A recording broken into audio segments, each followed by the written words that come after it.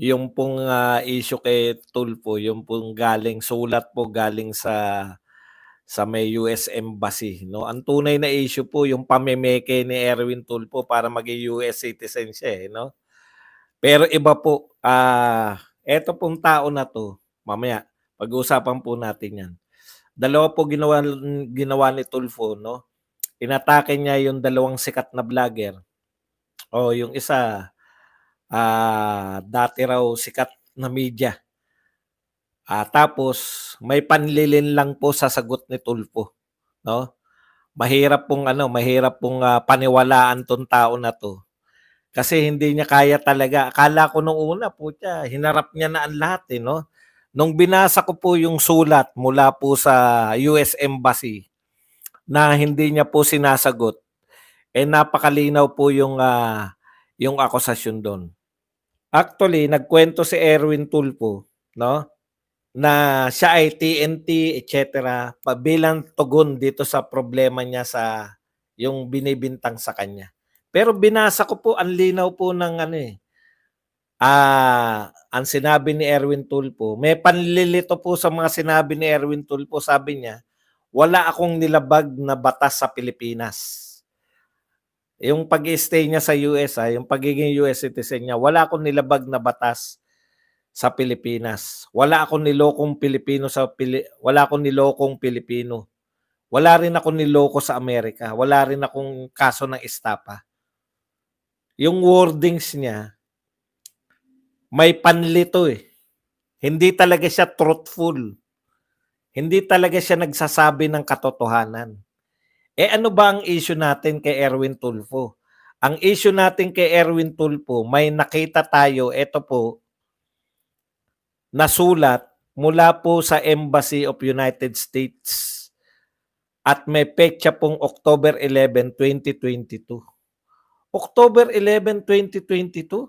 Presidente na po si Marcos niyan. October 11, 2022? Kung hindi po siya congressman, DSWD secretary siya at that time nung lumabas tong sulat na to. Hindi ko po alam kung kailan siya naging congressman, 'di ba? Hindi siya na-appoint.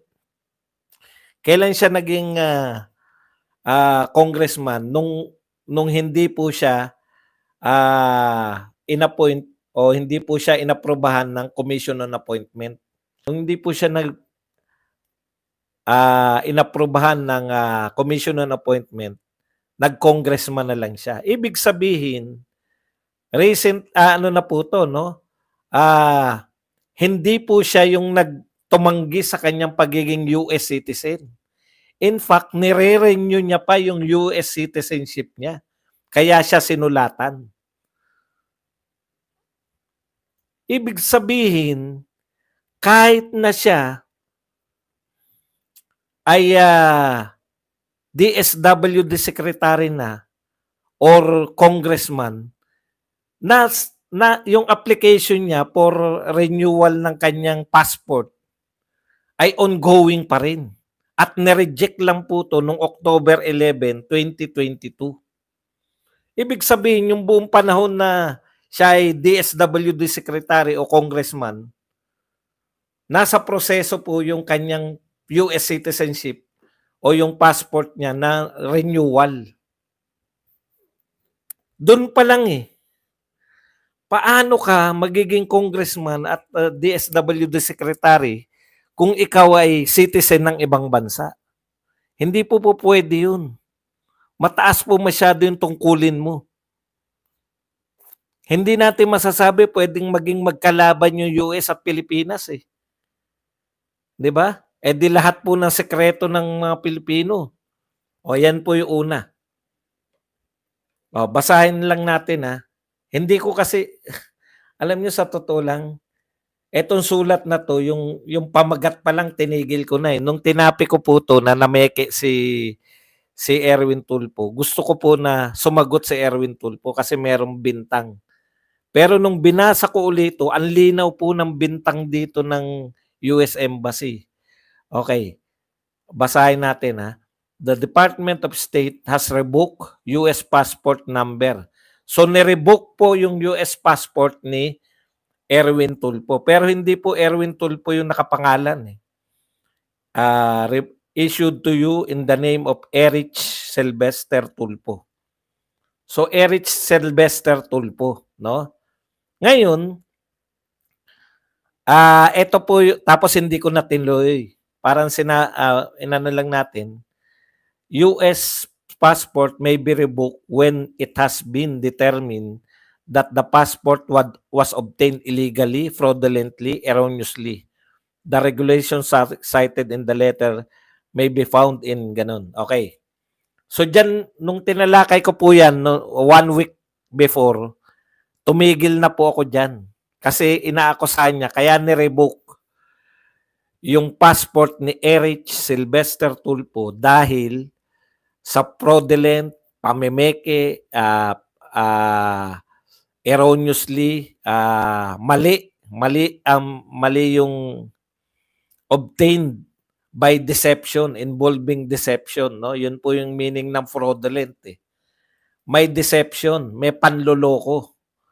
At yung erroneously naman, incorrectly. So, tatlo po yung dahilan, no? Incorrect, yung mga datos mo dun sa passport, may panloloko, may panlilinlang, at illegal yung pagkaka-obtain mo ng passport. Ang sinagot mo kanina,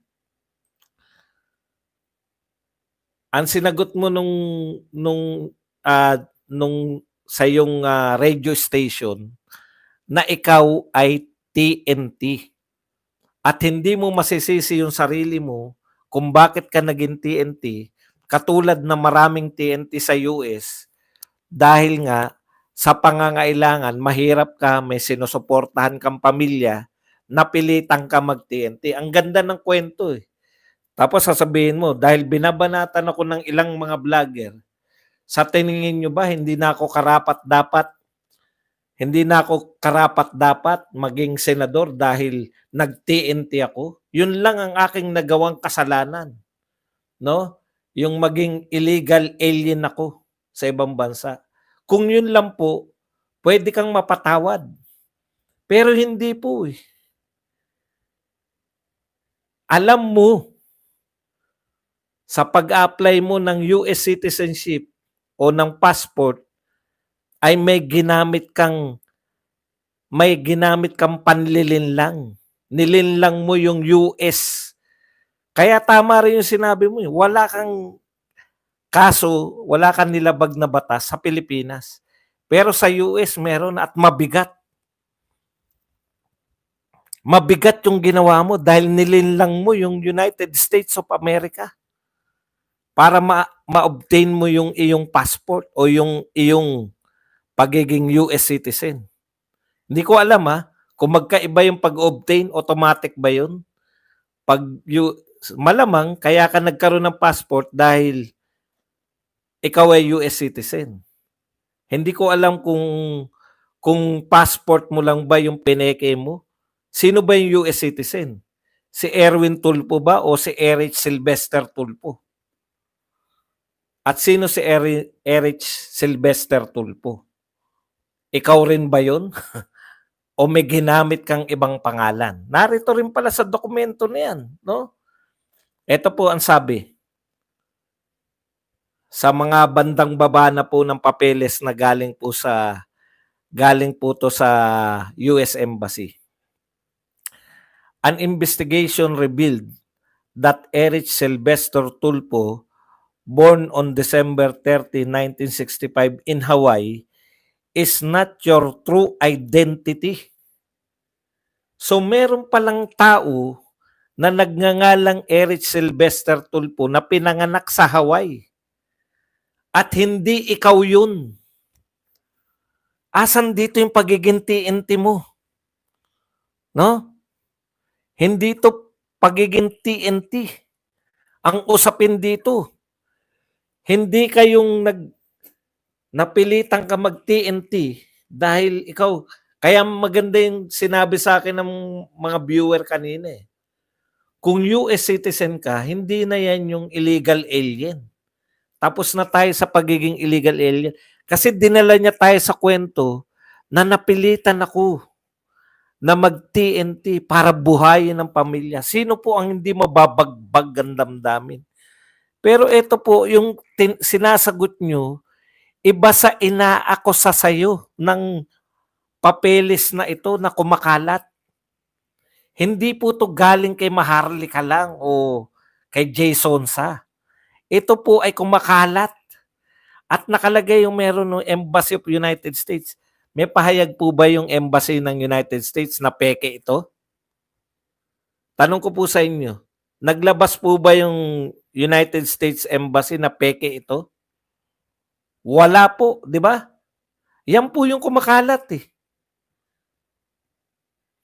Sinabi ba nila na peke yung lumalabas, wala kaming in-issue ng Embassy of United States sa Manila, Philippines, ay merong kumakalat na peking dokumento? Wala po.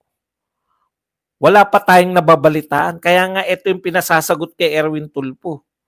Ayan, meron pa rito. Erwin Tulfo, Erich S. Tulfo, acknowledge the receipt of US passport revocation. So, in-acknowledge niya mismo yung revocation ng kanyang passport. At may mga pirma-pirma rito. Ano pa ba? June 27, 2022. Yan. So, ito pong papeles na to, revocation ng kanya o pagpapawalang bisa ng passport ni Erich Sylvester Tulfo. Ang tanong, bakit hindi yan yung sinagot mo? Yan yung inaako sa sayo na pamimeke mo ng papeles. So, hindi po totoo na yun yung na siya po ay nag-TNT at dapat ba siyang hindi napatakbuhin dahil siya ay TNT? Hindi po. Nililin lang mo yung mga Pilipino. Ang pinasasagot sa iyo, yung sinabi na papeles nang gumamit ka ng peke, fraudulent at erroneous na mga papel para ka maka-obtain ng US passport. Mayroong Erich Sylvester Tulfo na pinanganak sa Hawaii na hindi naman ikaw dahil Erwin Tulfo ka. Naintindihan niyo po? Yan yung kino-question na natin kay Tulfo. Bakit hindi yan yung sinagot mo? Mas malala ka pa kay Alice Go.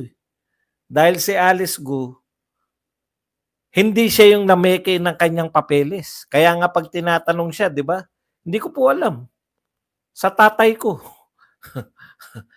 Dahil bata pa siya eh. Kung pineke po yung papeles ni Alice Go, kung totoo yung naririnig natin kwento, bata pa siya, minor pa lang siya, dinala na siya rito, gumawa ng papeles. Mas malala dahil ikaw mismo yung nag-a-apply. Si Alice Go, in-apply siya ng kung sino man. Correct, mas malala. Ngayon,